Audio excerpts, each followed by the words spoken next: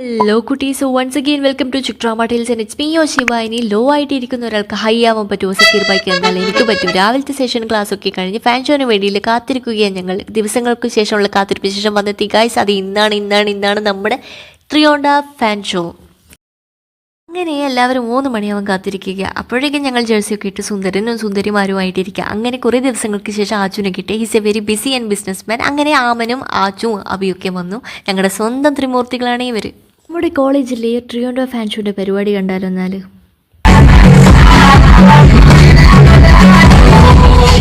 അതായത് കുറച്ച് ടച്ചപ്പും മേക്കപ്പും ഒക്കെ ആവാമല്ലോ. അതിനിടയ്ക്കുള്ള കുറച്ച് കോപ്രായങ്ങളും തമാശകളൊക്കെയാണ്. ഇതൊക്കെ കാലങ്ങൾക്ക് ശേഷം മെമ്മറീസ് ആയിട്ട് കാണാമല്ലോ.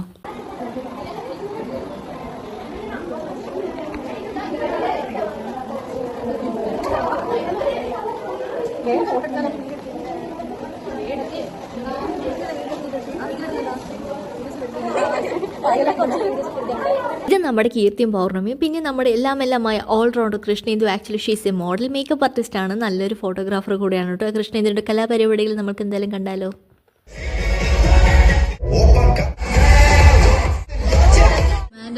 മേക്കപ്പ് ആർട്ടിസ്റ്റ് നോക്കിക്കേ.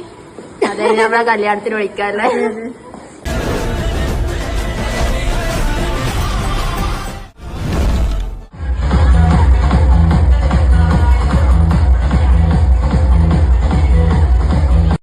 അങ്ങനെ ഞങ്ങളുടെ ടച്ചപ്പൊക്കെ കഴിഞ്ഞ് മെയിൻ കലാപരിപാടിയിലോട്ടേക്ക് കടന്നാലോ. നല്ല അടിപൊളി പരിപാടിയായിരുന്നു കേട്ടോ.